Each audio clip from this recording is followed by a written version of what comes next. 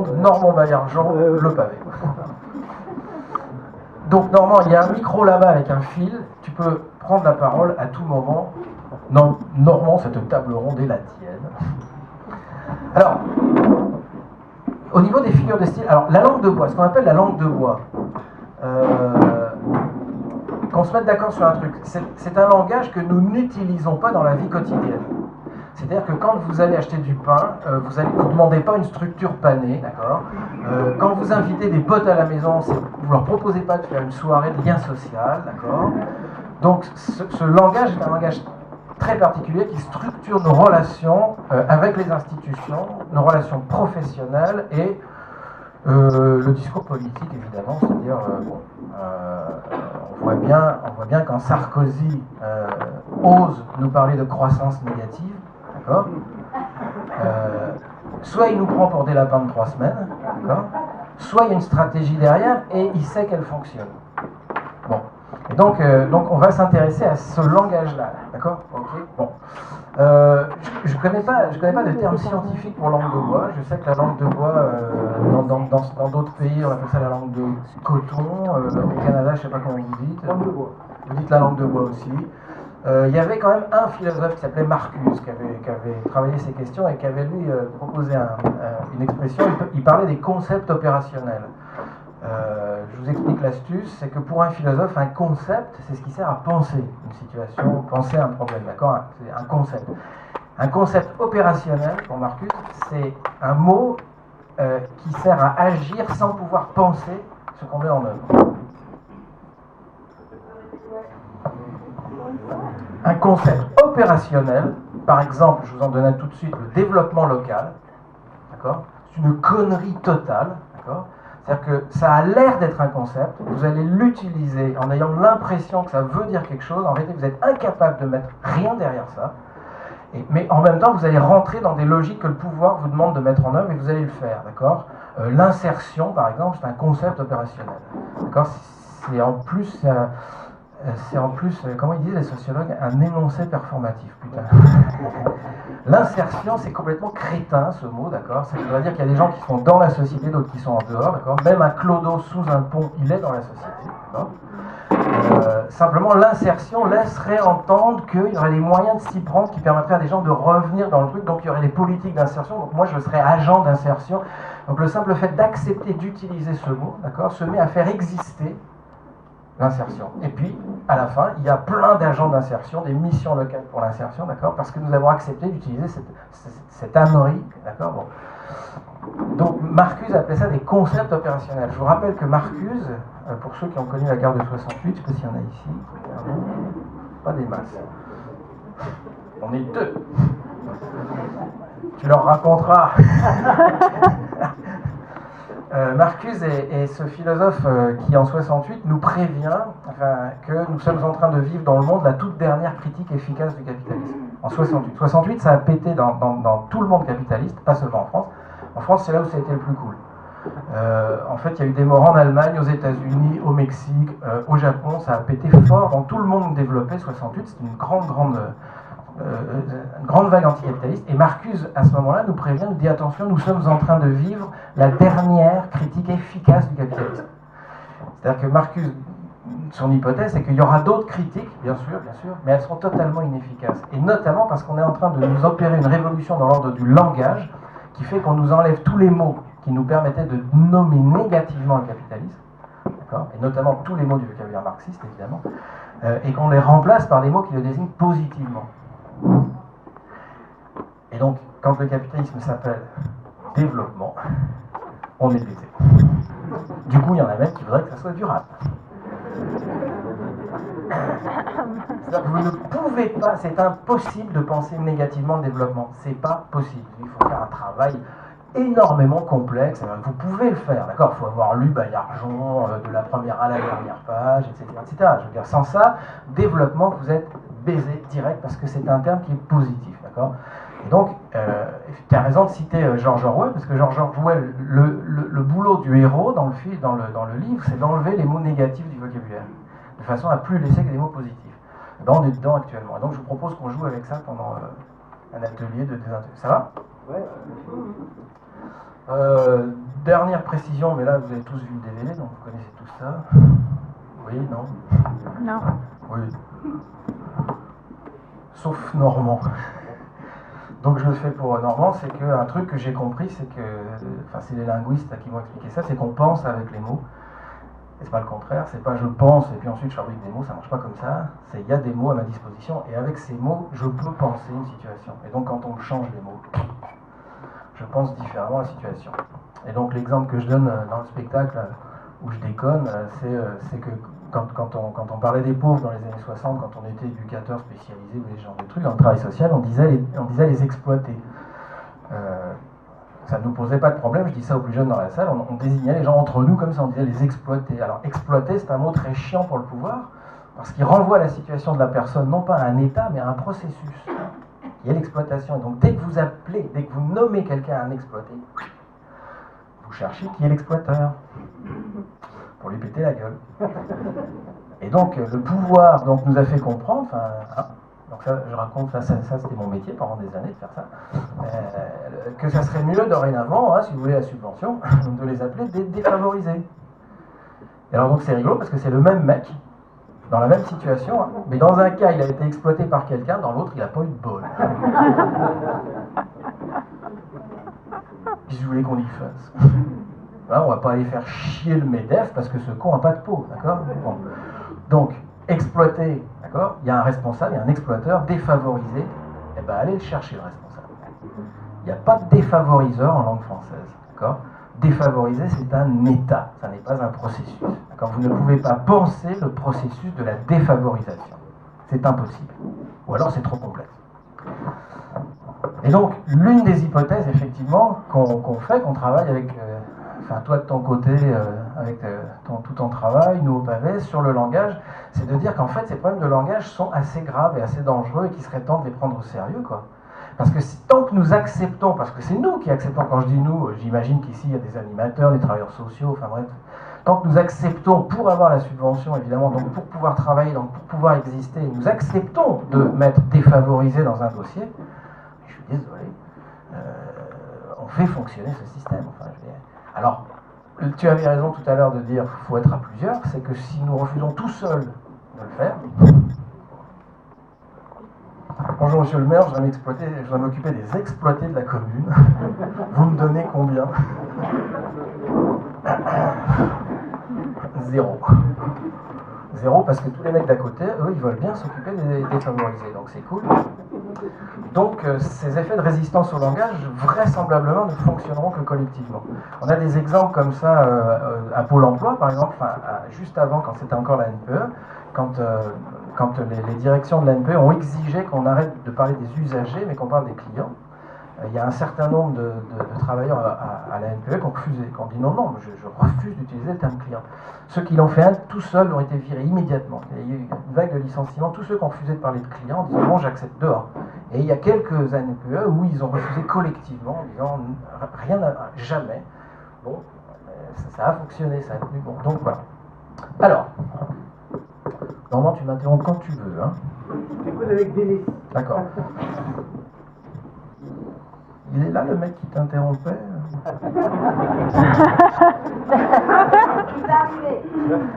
Il en faut toujours un. Alors, donc on va speeder, on va voir les catégories en revue vite fait. La première catégorie la plus évidente de la langue de bois, c'est les euphémismes. D'accord? C'est une façon de nommer une réalité sociale d'une façon beaucoup plus douce, beaucoup plus acceptable, une façon de faire disparaître des hiérarchies, de masquer des conflits sociaux, des réalités sociales. Alors, on peut faire là un tour de féminisme, allons-y, est-ce que vous pouvez nous balancer les ressources humaines? Formidable. Donc à partir du moment où effectivement, où un chef du personnel, les choses sont assez claires, d'accord, c'est le chef du personnel, devient un directeur des ressources humaines, il y a là quelque chose qui disparaît. Qu'est-ce qu'on perd? Dans notre représentation de ce bonhomme, on perd de la hiérarchie, c'est-à-dire la notion de hiérarchie devient beaucoup plus floue. Et tu as raison de citer ça, parce que dans l'entreprise, tu sais qu'on parle beaucoup de collaborateurs maintenant, quand c'est des subordonnés, on appelle ça des collaborateurs, d'accord? Donc on fait disparaître des effets de hiérarchie. Et donc ça devient difficile de penser des effets de hiérarchie. Un plan social. Alors c'est mieux que ça. Ah oui, je suis d'accord. Un plan social, mais tu sais comment on appelle un licenciement collectif? Un plan de sauvegarde de l'emploi. Bravo. Alors là, on n'est pas dans l'euphémisme, on est dans une autre catégorie qui est où ça dit carrément le contraire. Je sais pas comment on appelle ça, une antiphrase. Enfin, il y a un nom pour ça. Quoi? Un mensonge. C'est presque un On oxymoron. ne dit plus un mensonge, on dit une contre-vérité. C'est presque un oxymoron parce que plan de. Comment tu as dit? Plan de sauvegarde de Plan de l'emploi. sauvegarde de l'emploi pour un licenciement collectif, c'est comme dire de l'eau sèche. Donc c'est un oxymoron. Sauf que le principe du plan de sauvegarde de l'emploi, c'est on pourrait les licencier tous, mais on va en licencier que quelques-uns Oui, pour sauver ceux qui restent. On avait compris, mais. C'est pour la bonne gouvernance. Mais vous comprenez. Alors, question, est-ce que c'est efficace? Est-ce que ça change quelque chose par rapport au syndicalisme, par exemple, de proposer un plan de sauvegarde de l'emploi à un syndicat ou de proposer un licenciement collectif? Ça les met d'entrée de jeu dans un état d'esprit plus constructif vis-à-vis du patron. Ça donne l'impression peut-être aussi aux syndicats qui vont pouvoir faire quelque chose pour ceux qui vont rester. Donc ça leur donne un certain pouvoir. Et il y a moins de risques que les gens soutiennent le syndicat s'ils vont contre ce genre de choses aussi. Les syndicats qui ne marchent pas dans la conduite, ce sont des salauds. Et pourtant, ça n'est qu'une désignation, on est d'accord, ça n'est qu'une expression.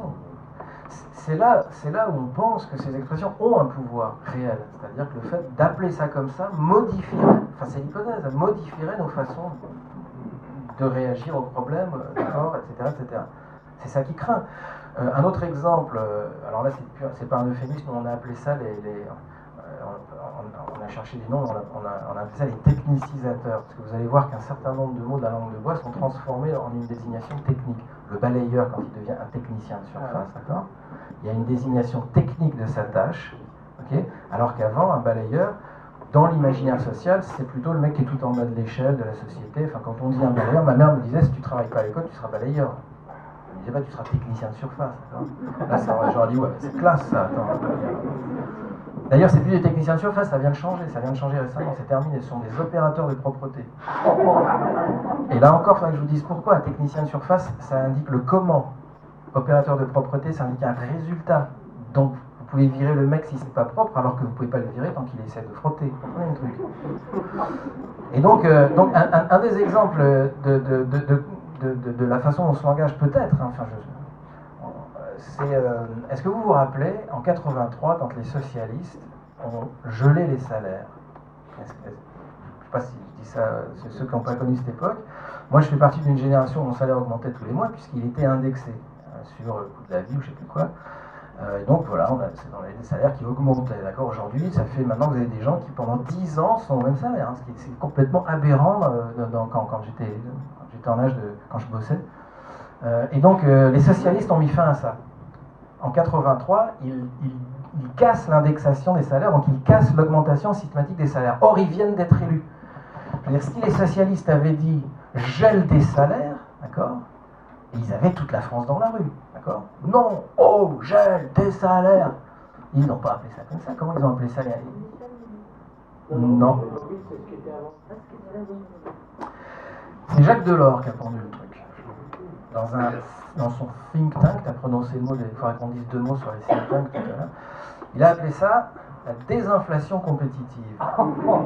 D'accord. Et donc, le ministre de l'époque nous a annoncé que la France lançait une grande politique de désinflation compétitive.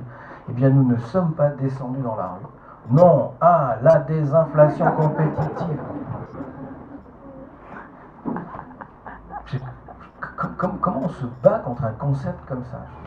On se sent con comme un balai, d'accord. Excuse-moi, mais la désinflation compétitive, tu vois... Alors que le blocage des salaires, là, je comprends direct, quoi. Ouais. Le problème, c'est peut-être de reprendre ces termes et de les accepter aussi. Exactement. De reprendre ces termes, tu veux dire? Que dans les médias, ils les reprennent systématiquement tels qu'ils sont fournis, plutôt que de les appeler un chat, quoi. Carrément. Carrément. Alors les médias ont nous, en discussion, enfin, tout le temps, on les réutilise après. Si les syndicats faisaient leur boulot, ils auraient des anti-think tanks. Et donc, ils déconstruiraient le truc, quoi. Oui, mais les syndicats, on les appelle des partenaires sociaux.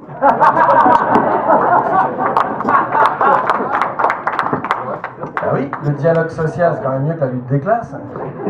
Bon, enfin, c'est pas pour historiciser le débat, mais c'est pour ça que les anarchistes des années 20 avaient critiqué les syndicats, mais bon, je vais faire le... Tu l'as dit. Mais ce serait leur rôle, ce serait quand même leur boulot. Oui, sauf que pourquoi on a... Alors, moi je vous pose la question, j'ai pas la réponse. Pourquoi on n'arrive pas à se battre contre ça? Pourquoi? Est-ce que c'est parce que c'est des mots qui font plus modernes, donc on a peur d'avoir l'air con? Pourquoi? Comment? Enfin, pourquoi on ne s'arc-boute pas sur des... Pourquoi on ne se bat pas pour garder des mots? Enfin, c'est quoi le problème? Je me pose la question. C'est ça, c'est ringard, prolétaire, enfin tout le vocabulaire marxiste. Ouais. Les moyens en temps, personne et argent mis pour transmettre ces mots-là sont bien plus importants que les moyens en temps, personne et argent pour les contrer, quoi, pour aller à l'encontre de ça. Oui, mais en même temps, il suffirait de garder nos mots, enfin, tu vois.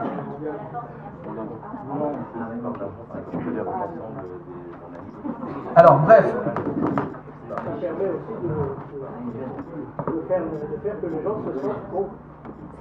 Alors, hypothèse, c'est pour que les gens se sentent cons. Ça fait se sentir con. Il y a un certain nombre de ces mots-là, oui, qui ont cet effet-là, c'est sûr. Ouais. D'ailleurs, si on les utilise dans le milieu, j'étais à l'usine il y a pas longtemps,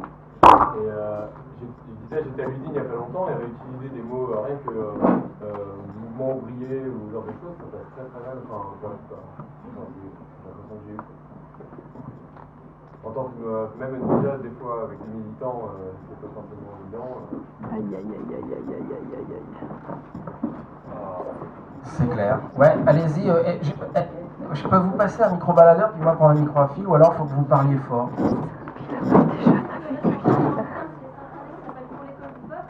en lisant, je me rends compte que les mots, ils ont complètement perdu leur profondeur, en fait. Parce que lui, quand il écrit le mot peuple, je sais pas, j'ai l'impression qu'il y a une profondeur derrière et c'est plein de choses, quoi. Et pareil, quand il écrit le mot socialisme, ça a vraiment du sens.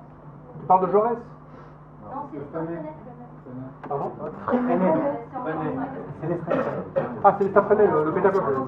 Oui, mais ce mot peuple, une profondeur à cette époque. Alors, un des exercices sur lequel on pourra s'amuser tout à l'heure, pendant 15 minutes, c'est on appelle un chat un chat. C'est-à-dire, vous écrivez une lettre en appelant un chat. Alors, vous, par exemple, vous voulez dire, monsieur le maire, je suis d'accord pour faire du lien social sur le territoire. Vous dites, je veux bien de l'argent pour calmer les Arabes, par exemple, tu vois. Et donc, voir ce que ça donne, tu vois. Appeler un chat, quoi. C'est des exercices qu'on fait, c'est terrifiant, c'est épouvantable la violence que ça remet. C'est-à-dire qu'effectivement, le mec, l'association qui enverrait une lettre à son maire dans laquelle il appellerait un chat, il casse le jeu tout de suite, mais c'est d'une violence énorme. Enfin, vous vous rendez, si vous savez, mais on est rendu à un degré de polissage dans le langage qui est absolument dément. Enfin, je veux dire, il y a plein de mots qu'on n'utilise plus. Enfin, alors, il y a des trucs qu'on ne voit pas. On dit plus jamais un travailleur. Jamais vous entendrez le mot travailleur à la télé, dans les discours. Jamais. Vous entendez les salariés. Mais putain, un salarié, c'est le contraire d'un travailleur, bordel. Je veux dire, un travailleur, c'est une désignation active. C'est le mec qui fabrique la richesse, d'accord? Un salarié, c'est une feignasse qui touche un salaire. C'est une désignation passive.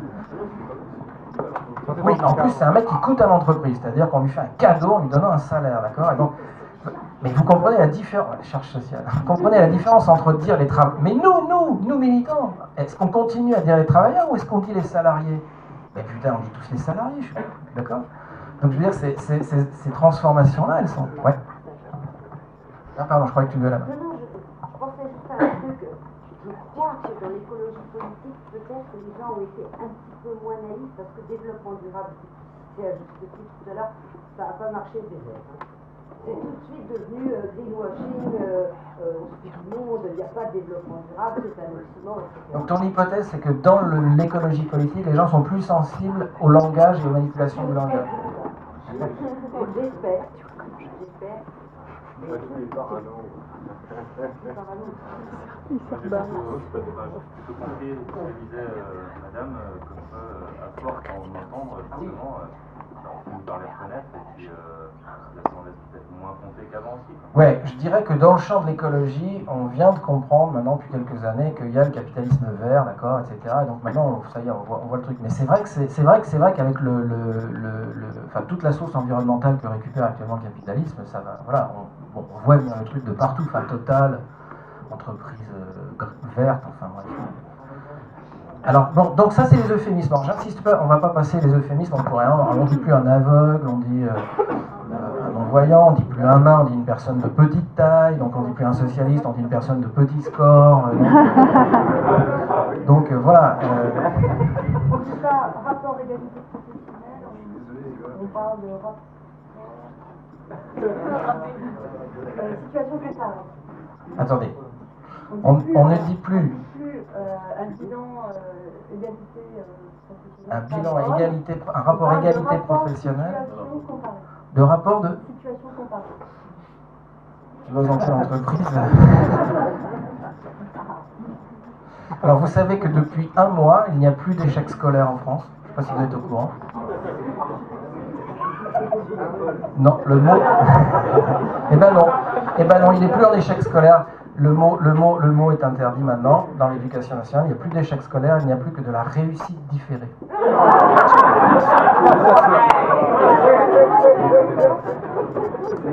Vous allez dire, ils nous prennent pour des bacs à douche. Pas du tout, c'est pas con du tout. Je veux dire, il n'y a plus d'échecs, il n'y a plus que de la réussite. C'est magique ce truc. C'est magique. Il y a de la réussite, simplement, il y en a qui vont plus vite que d'autres. Mais on est tous en réussite. Il n'y a plus d'échecs, quoi. C'est juste pour les collègues de la classe d'après. Exactement. C'est bien, ça m'arrange. Et donc, mais je trouve ça grave, quoi. Enfin, je trouve ça grave. Moi, ça me. Voilà. Et donc, alors, c'est l'idée. Alors, bon, donc, deuxième, on laisse les euphémismes, les oxymores. Donc l'oxymore, pour ceux qui ne savent pas, c'est une figure de style de la langue française qui consiste à opposer deux termes qui vont a priori pas ensemble pour faire un effet de poésie. Donc, ressources humaines, c'est peut-être oui, discrimination positive. Donc en poésie, c'est un soleil noir, un silence assourdissant. Guerre propre, oui, je suis d'accord avec toi, guerre pacifique. Trisélectif, ça serait un pléonasme, non? On arrive au pléonasme. Je trouve ça tellement con, il est trisélectif. C'est du tri pour trier, si vous voulez, en gros. On peut revenir à l'échec scolaire. Finalement, c'est pas mauvais le mot échec scolaire, parce que c'est bien, c'est pas l'échec de l'élève, c'est l'échec de l'institution. Oui, bien sûr. C'est l'institution qui est en échec. Oui. Donc c'est scolaire. Alors les oxymores, donc là, il nous a balancé la croissance négative, Sarkozy. Donc vous avez tous vu ça. Et donc, il a piqué une colère après l'INSEE. La rupture tranquille. La rupture tranquille. Ça, c'est différent. Programme socialiste. Arrêtez de faire les points avec les oxymores. Un Strauss-Kahn de gauche, ouais. Et donc la CGT à l'INSEE a tenu bon. Et dans le rapport annuel de l'INSEE sur la croissance, ils ont maintenu le terme de récession dans le rapport. Et donc Sarkozy a piqué une colère. Il a juré qu'il aurait la peau de l'INSEE, d'accord, et qu'il privatiserait l'INSEE. Et donc c'est pour vous dire à quel point ils sont attentifs à ça. Croissance négative, c'est génial. Parce que l'inconscient ne retient que les termes positifs dans l'histoire. C'est-à-dire qu'en fait, de la croissance négative, c'est toujours de la croissance. C'est ça qui est génial. C'est pas de la récession. Il y a de la croissance positive, de la croissance négative. Mais ça reste de la croissance. Ce que je me pose comme question, face à l'ensemble de ce que tu dis, c'est dans quelle mesure ces changements de mots qu'on met, jusqu'où va l'impact et l'influence de ces choses-là sur notre vie réelle. Je pense à quand on était jeune avec ma soeur, je sais pas pourquoi, mon père a toujours dit qu'en gros j'étais plutôt scientifique et ma soeur plutôt sportive. Et c'est vrai qu'on a été toujours avec ça. Et est-ce que s'il avait dit le contraire, est-ce que ma soeur, est-ce que je serais devenu prof de sport à sa place? Jusqu'où ça va, ce fait de changer de nom? Parce que si effectivement l'échec scolaire, ça fait échouer les élèves plus, et ça les fait réussir plus si on parle de réussite différée, bah là ça peut peut-être être pertinent d'utiliser ce mot-là, si c'est une efficacité. Qu'est-ce qu'on sait de l'impact du choix du mot concrètement sur la place? Je pense qu'il y a un premier impact qu'on peut tous voir, c'est d'abord la confusion. Tout simplement, la confusion que ça met dans nos têtes. Oui, alors, si je peux rebondir sur la confusion, c'est ce à quoi je pensais depuis tout à l'heure. Je pense beaucoup à Goytisol, au écrivain Juan Goytisol.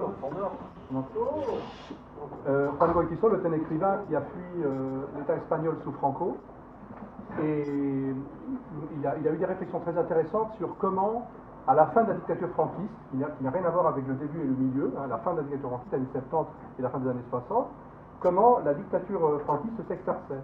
Et en fait, elle s'exerçait dans les têtes des gens par l'autocensure. Et il disait que les écrivains qui voulaient publier avaient intégré parfaitement qu'il fallait s'autocensurer et que parfois même on arrivait à des choses amusantes, ils s'autocensuraient plus que les censeurs officiels.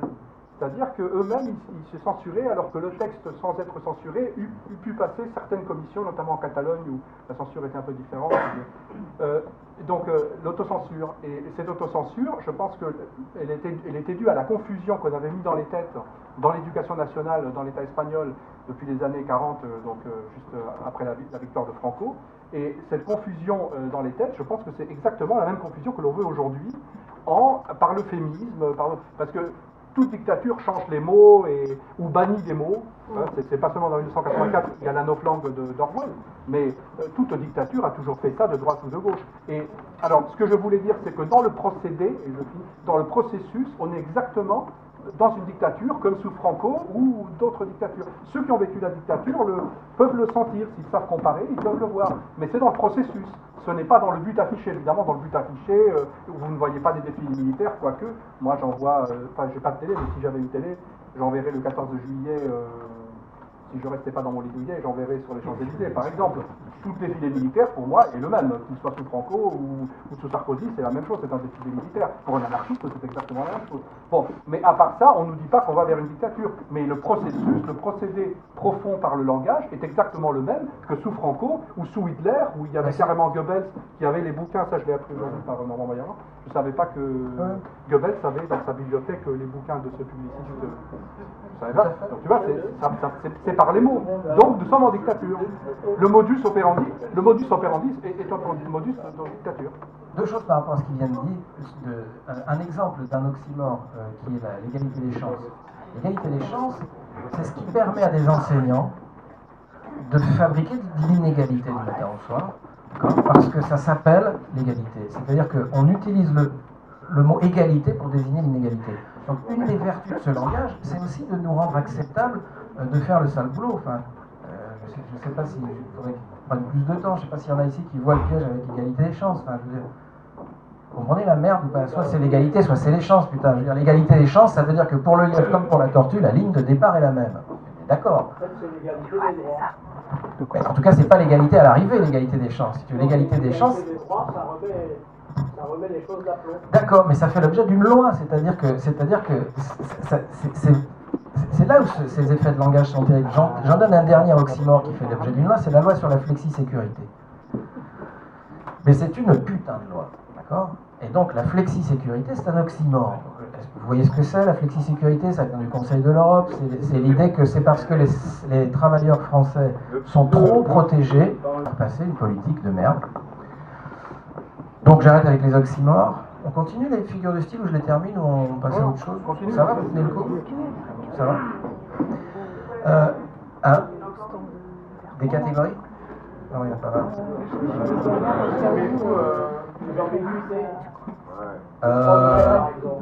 Alors le progrès, moi on a appelé ça les faux amis. Alors les faux amis, vous voyez ce que c'est? C'est un truc, c'est une saloperie, mais ça présente bien. Par exemple, réforme. Une réforme, étymologiquement parlant, ça pourrait doubler le nombre de profs, ça serait une réforme, vous voyez, d'accord? Ou augmenter, multiplier par 2 le budget de l'éducation nationale, ça serait... Or, vous savez tous, quand vous entendez le mot réforme, vous savez tous qu'on va perdre quelque chose, et donc une réforme veut dire une régression, d'accord? Une réforme veut dire une stagnation. Réforme est un faux ami typique. Développement est un faux ami. Transparence, transversalité, traçabilité, tous ces trucs-là sont des faux amis. Ouais. Tu mets où les termes comme casseur, par exemple? Alors, casseur, c'est les faux ennemis. Terroriste, c'est un faux ennemi. Oui, prise d'otage. Encore ça, c'est les hyperboles. Bon. Non, parce qu'ils savent utiliser des termes négatifs. Qui c'est qui a dit ça à l'instant? Ils savent utiliser la récession. Ils savent utiliser des termes négatifs quand il faut taper sur l'ennemi, d'accord? Ça les gêne pas du tout de parler de terroriste quand t'as un mec qui jette un trombone ou sur un TGV ou qui critique le capitalisme, ok? Et donc ça, autre catégorie de la langue de bois, je les passe à toute vitesse, les anglicismes. Alors là, je fais une normale partie. Alors, ça affecte particulièrement le monde de l'entreprise, peut-être ici vous connaissez ça, mais quand c'est dit en anglais, c'est mieux. Donc, Les jeunes de 14 ans, ils devraient comprendre. d'accord. Donc, un contremaître ou un coach, c'est la même chose, sauf que c'est mieux d'avoir un coach. D'accord ? Un contremaître, c'est nul, un coach, c'est super. Et donc, on a une invasion d'anglicisme. En ce moment, vous avez Laurence Parisot qui a dit que les entreprises françaises devaient faire du benchmarking. Okay. Ah, tu sais même pas ce que ça veut dire. Tu fais, ah ouais, putain, ça a l'air classe, quoi. Le benchmarking, c'est de l'espionnage industriel, d'accord. Et puis, on a... je peux la raconter. On a, dans une grande entreprise de téléphonie française, les jeunes cadres tout sortis d'école de management qui invitent plus à des réunions, ils invitent à du rencontring.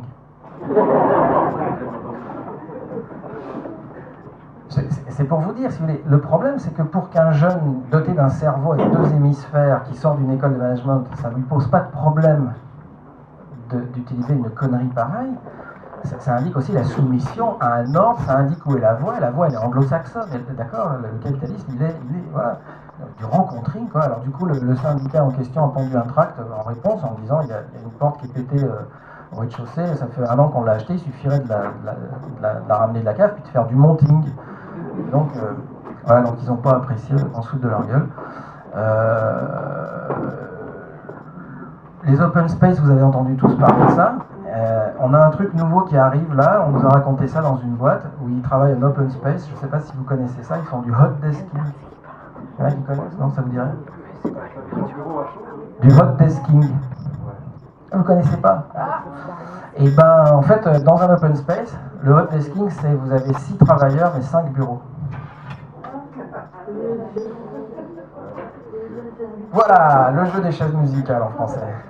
Et donc effectivement, les gens, quand tu arrives, ils arrivent à 6h du matin, puis à 5h30, puis à 5h, enfin moi tu vois le genre, et puis surtout quand t'es le con qui n'a pas de bureau, tu dois négocier toute la journée, passer pour un crétin, etc. Donc ça met tout le monde en concurrence, ça c'est du hot desking. Tu vois ça. Tu fais du hot fucking.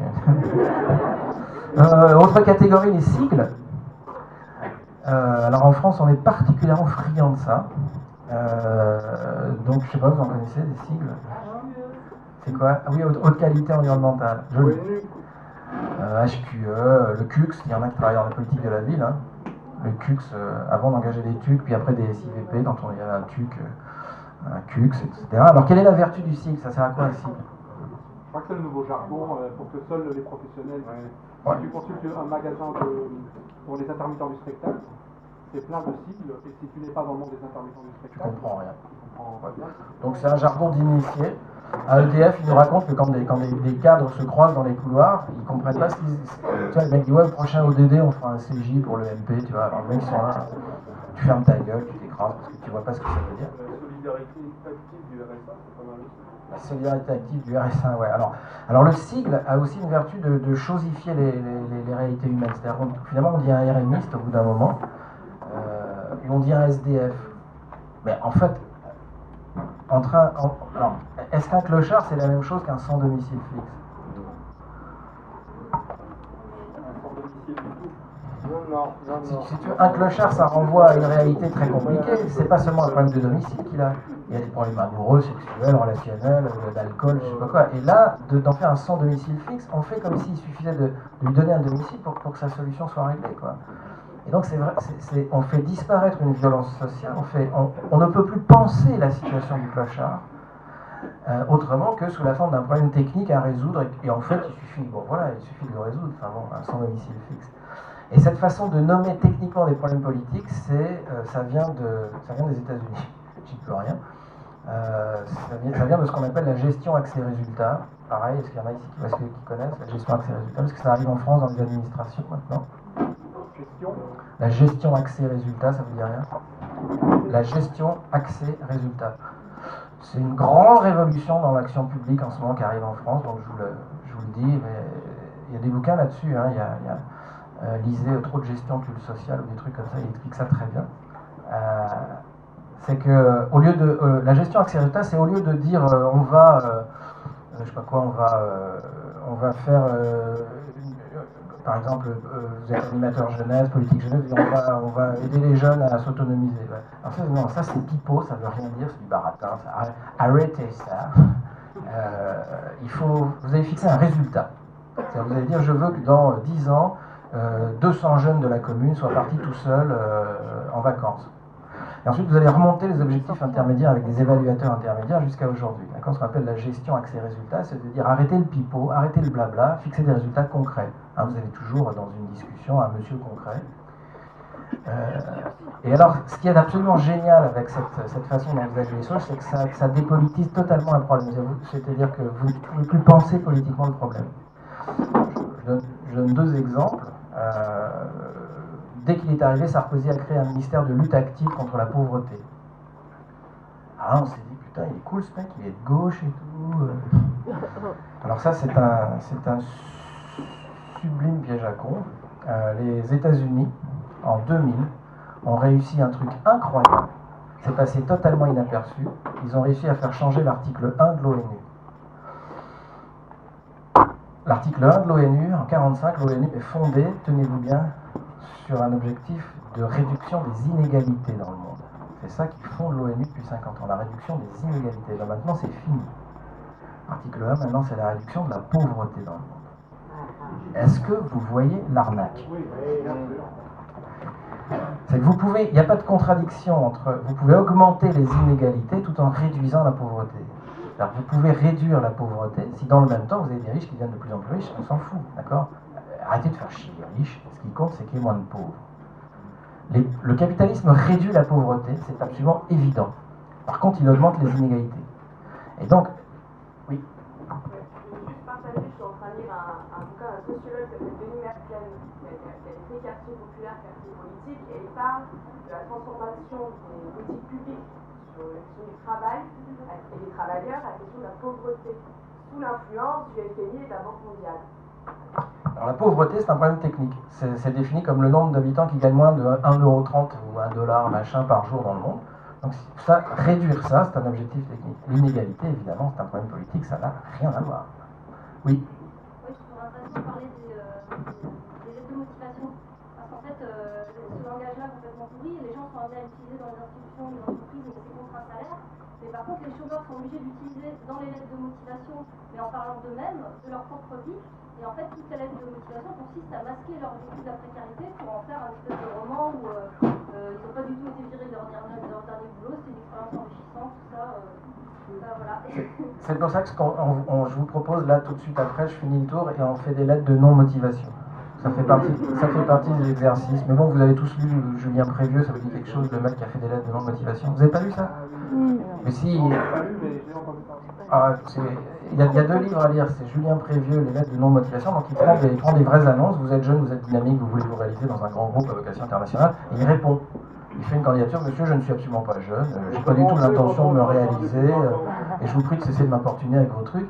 Et donc, il publie les réponses de ces entreprises. Ouais. Quoi? Je voulais juste dire que pour moi, les lettres de motivation, en fait, c'est des lettres de soumission au système. Et je voulais dire aussi qu'on le monte en théâtre. D'accord. Ah ouais. Super, vous montez ça en théâtre, génial. Et vous avez aussi la nana Corinne Maillard qui s'est fait virer d'EDF après avoir écrit Bonjour Paresse, où elle raconte comment on glande, comment on s'arrange pour branler. Et donc elle s'est fait virer à cause de ce livre, et donc 2 mois après, elle voit passer l'annonce de recrutement pour son propre poste. Donc elle a demandé à tous ses amis de faire une lettre de candidature. Donc les mecs se sont lâchés. Monsieur, tout petit déjà, j'étais fasciné par l'électricité. Et donc ça enfreint complètement le protocole de la lettre de motivation. Enfin, c'est génial, faut dire ça. Et on fera ça. Le bouquin, je sais plus, mais c'est Corinne Maillard. Et donc voilà. Et donc vous savez pas que l'aide internationale maintenant, elle a été refondue en objectifs. Hein, on appelle ça les OMD, les objectifs du millénaire pour le développement. Et par exemple, vous avez un des objectifs qui concerne l'égalité homme-femme, hein, l'OMD 3. L'égalité homme-femme dans le monde, et bien en réalité cet objectif maintenant c'est dans 20 ans, enfin en 2020, toutes les filles dans le monde devront être scolarisées en primaire. D'accord ? Donc vous arrêtez de blablater sur l'égalité homme-femme, on va prendre un objectif concret, d'accord, en 2020, d'accord, et ça c'est pas du baratin, ça c'est du steak, ok ? toutes les filles seront scolarisées en primaire en 2020. Les féministes ont gueulé en disant vous vous foutez de notre gueule. Parce que vous êtes en train de nous faire croire que la scolarisation des filles en primaire dans le monde en 2020 règle la question de l'égalité homme-femme. En Arabie Saoudite, où toutes les filles sont scolarisées massivement dans le supérieur, ça ne change absolument rien à la question de l'égalité homme-femme. La question de l'égalité homme-femme, c'est une question politique qui se traite différemment, qui se traite politiquement. Et donc peut-être que la scolarisation des filles en primaire est un truc qui peut concourir à long terme à tout ce que vous voulez, mais de là à nous faire passer la résolution d'un problème politique par un problème technique, et donc un grand nombre, on n'a pas le temps, un grand nombre de ces mots de la langue de bois, si vous écoutez, si vous regardez bien comment ils sont formulés, sont des mots qui dépolitisent un problème en le transformant en un énoncé technique. Ça s'entend dans le vocabulaire français politique du matin au soir sur ce truc-là. Les États-Unis ont une capacité pour dépolitiser, c'est-à-dire ne pas vouloir voir les tenants et les aboutissants d'un problème. Et de voir que, à la rigueur, se donner un but comme celui de scolariser les filles, je ne pense pas que ce soit mauvais, mais ça n'empêche pas d'avoir un point de vue politique. Je voulais te poser une question concrète sur tu m'as appris cette histoire dans la charte de l'ONU, le point numéro 1. Je ne savais pas ça. Tu m'as dit que c'était passé en 2000. Est-ce qu'on pourrait savoir par quel discours on a réussi à convaincre tous les autres pays, puisque l'ONU c'est... Expliquez-moi par quel discours l'administration française est en train d'adopter la gestion accès-résultat, qui est un système qui vient de la rationalisation des choix budgétaires américains. Je veux dire, comment ça se fait qu'on importe en France une technique américaine? Expliquez-moi par où ça passe. Moi j'ai une hypothèse, je pense que Fabius est un espion de la CIA. Je pense que... Je dis Fabius parce que c'est lui qui fait rentrer les fonds de pension américains dont les Américains ne savent plus comment se débarrasser dans les entreprises françaises alors qu'on ne lui demande même pas. Donc, je me dis, il y a des mecs ici qui doivent... Si le KGB avait réussi à placer Ernu comme ministre des Armées, la CIA doit placer des ministres chez nous. Je ne suis pas con. Enfin, je veux dire, donc... Dominique Strauss-Kahn, président du FMI, si ce mec n'a pas une fiche de paye de la CIA, il faut m'expliquer. Je sais encore ce que c'est que le FMI. Enfin, je veux dire... Wikileaks, il y a certains câbles de télégramme de Wikileaks qui montrent comment Sarkozy, le premier organisme auquel il a dit qu'il se présentait aux élections présidentielles, c'est la CIA et le Pentagone. C'est Wikileaks, J'y peux rien. Enfin là, on est en train de dériver, là. On change de sujet. Non, mais je veux dire, le père de Sarkozy, un riche anticommuniste en Hongrie dans les années 50, était évidemment, je veux dire, tous ces mecs-là étaient aidés par la CIA à fond. Je veux dire, il faut arrêter. Je veux dire, parce qu'à peine il est élu, il va où? Il va dans une grande villa américaine fêter ses... C'est bizarre, enfin, bref, bon, c'est pas le sujet. Donc les sigles, alors le sigle chosifie, c'est-à-dire à la fin, le sigle, on ne sait plus ce que ça veut dire. Par exemple, je vous mets au défi ici, encore que vous êtes tous des ultra-gauches anti-ferroviaires, donc vous allez le savoir, mais je vous mets au défi de me dire ce que veut dire CAC dans CAC 40, qu'on entend tous les jours. D'accord? Donc ça veut dire que c'est un truc qu'on entend, qu'on fait même plus. Oui, d'accord, mais ça veut dire quoi? C'est pour vous dire que le sigle finit par perdre le sens, là on s'en fout finalement de ce que ça veut dire. Ou même acédique. Probablement personne ici n'est capable de décomposer le sigle acédique. C'est deux exemples. Alors Edwige, très intéressant, elle s'est fait taper sur les doigts MAM par la cellule de communication de l'Élysée quand elle a pondu Edwige. Ils lui ont dit comment est-ce que vous avez été assez conne pour sortir un mot qui est facile à retenir. Donc résultat, des manifs dans la rue contre Edwige. Donc ils lui ont immédiatement demandé de changer et effectivement, elle l'a rendu imprononçable. C'est-à-dire maintenant, c'est Edwige, je sais plus quoi. C'est comme les trucs de la SNCF, c'est quand tu achètes ton billet, c'est... Et donc sur les sigles, pareil, ils font vachement gaffe à ça, quoi. Vous savez, si vous faites des dossiers européens avec des jeunes défavorisés, vous appelez ça des jamots. Il faut faire un camp de vacances avec des jamots. Jeunes.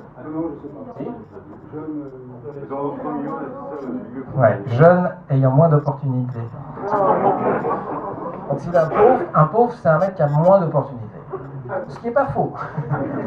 C'est pas faux. Un riche, un mec avec plein d'opportunités, si tu veux. Mais donc, au lieu de dire un pauvre, on dit un jamon, on dit un jump. Maintenant, c'est jeune avec moins de possibilités, un jump. Donc ça ne veut plus rien dire. Enfin, je veux dire, voilà, un RMiste, on ne sait plus ce que c'est. Enfin, bon, c'est... Bon, ouais, donc les sigles, les anglicismes. Si ça nous fait rigoler, c'est démystifié, quoi. Ici, Si on arrive à en rigoler. Non, mais on en rigole pas seulement ici, j'espère, Dieu merci. Hein. On en rigole souvent à la maison, c'est quelque part on n'est pas dupes. Il n'y a pas que nous. Je veux bien une discussion là-dessus. On est dupes parce qu'on les a pas tous repérés. Oui, Il y en a plein qu'on n'a pas repérés. Il y a ceux qu'on a repérés, ça c'est bien, on rigole. Puis il y en a au moins toute la partie cachée de l'iceberg qu'on n'a pas repérée. Et puis il n'y a pas que nous. Ah oui.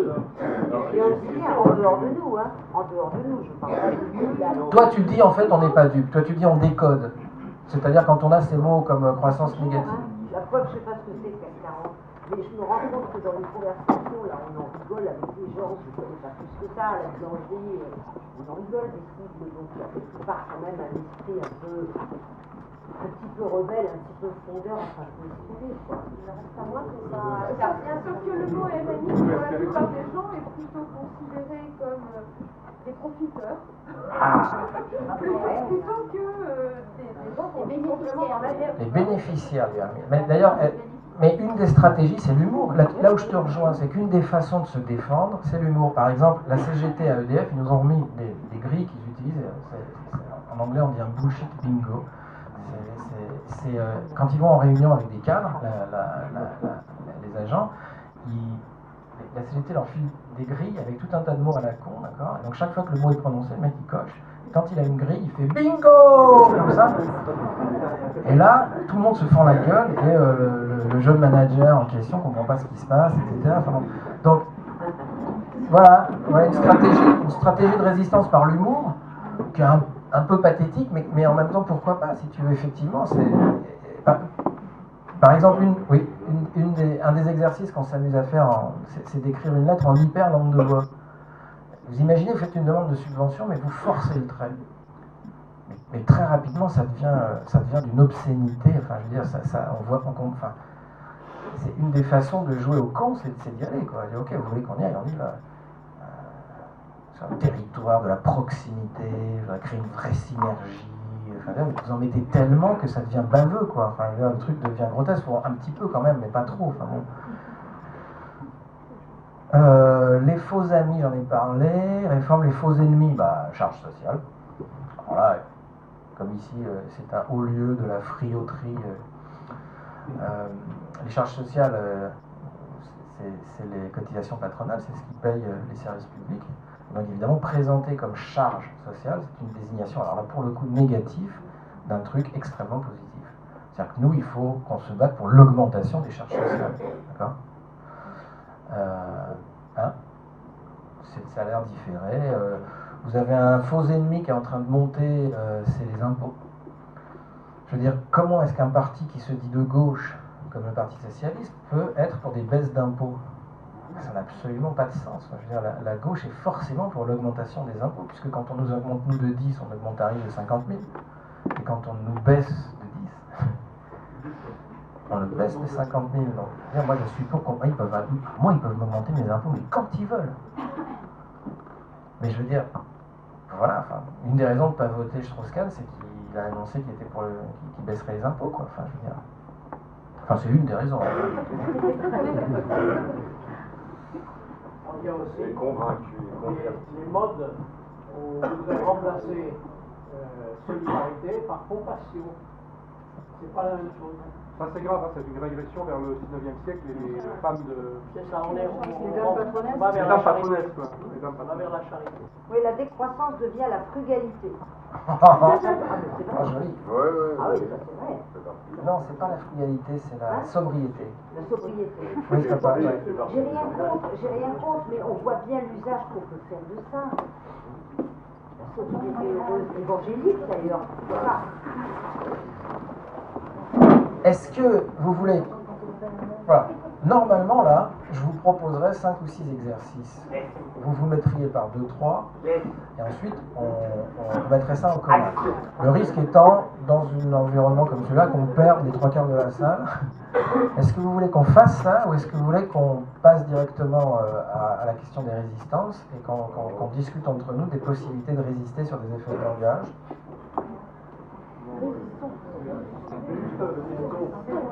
On laisse tomber les exercices d'écriture. J'avais une question sur tout ce que tu viens de de dire, c'est simplement s'il y a eu des études. Est-ce qu'il y a eu des études sociologiques, psychologiques, sur l'effet que peuvent avoir ce genre, peut-être qu'il est encore relativement tôt, mais pas aux États-Unis par exemple, l'effet que peuvent avoir sur, par exemple, des jeunes étudiants, le fait d'avoir, c'est difficile à faire parce que tout ça est un peu relativement vague et en même temps c'est très concret. Il y a une statistique du résultat. Sarkozy, 53% aux élections. Non mais c'est vrai. Enfin, donc le fait de placer un groupe sous pression de mots qui sont non, des, moi idéologiques. Je sais pas. On a mis une bibliographie sur notre site de livres qui s'intéressent aux questions de langage. Bon, ben, vous avez vu LQR, vous avez vu le fameux Clem Perer sur la langue du Troisième Reich. Il y a 100 mots pour résister au sortilège du management, par exemple, c'est un ancien manager qui déconstruit sa propre science en disant, alors je vais vous expliquer, excellence, le piège, la connerie, un pôle d'excellence. Dès que vous avez un pôle, de toute façon, c'est du licenciement derrière. Hein. On va garder que l'excellence, on va virer ceux qui ne sont pas excellents. Okay, et donc, il décompose tout ça. Donc, il existe des mots, par exemple, vous avez le bouquin, mais à ma connaissance, j'ai pas encore vu, si, ça commence, le bouquin d'Alain Beer sur la novlangue néolibérale, qui vient de sortir, le bouquin de Jean-Pierre Le Goff à l'école, par exemple, c'est un livre qui attaque très très violemment la pédagogie par objectif. Alors lui, mais il est centré sur la question de l'école, en expliquant c'est quoi le piège à con de la pédagogie par objectif. Un truc à dire, c'est que ces mots font appel à notre générosité. Je veux dire qu'un prof qui se met à faire de la pédagogie par objectif, c'est pas parce que c'est un salaud, c'est parce qu'il pense à ce moment-là que c'est vachement bien, que c'est vachement mieux, que on est d'accord. C'est-à-dire que oui, alors peut-être qu'il n'a pas le choix. C'est de plus en plus conditionné. Ouais. Pour s'orienter. Mais d'où la question des résistances. Par exemple, comment ça se fait que les profs n'ont pas résisté à ce fameux projet d'école qu'ils doivent faire tous les ans, enfin, le projet d'établissement. Toutes les écoles doivent faire un projet d'établissement. C'est débile ce truc. Normalement, ils auraient dû dire, écoutez, on en a un seul projet, c'est d'éduquer les mômes, merci. Et donc, ils ont accepté de rentrer depuis maintenant 5, 6, 10 ans dans ce truc-là, et donc tous les ans, ils inventent un nouveau projet d'établissement. Et le résultat, on le voit maintenant. C'est qu'on sait maintenant que les écoles vont être notées les unes par rapport aux autres, et notamment en fonction de la qualité de leur projet d'établissement, etc. Et donc on voit comment tous ces trucs-là amènent la privatisation. Je pense que ce qui a peut-être annihilé une partie de la résistance, c'est qu'il y a déjà 15 ans, on leur vendait la pluridisciplinarité. Et que la pluridisciplinarité au projet d'établissement, c'était obligé, hein, absolument, il fallait passer par là. Alors on sait très bien que ça ne veut absolument rien dire, si c'est qu'il y avait des profs qui a fait une demi-heure de plus le soir avant de rentrer chez eux pour corriger leur copie. Mais je pense que c'est un peu ça, ça n'a pas été amené, comme tu viens de le dire, un projet d'établissement. Il y a eu des étapes progressives. Je ne vais pas les donner. Je ne sais pas si quelqu'un dans la salle peut confirmer ou infirmer. Alors, ça pose la question de, j'ai oublié ça, d'où viennent ces mots?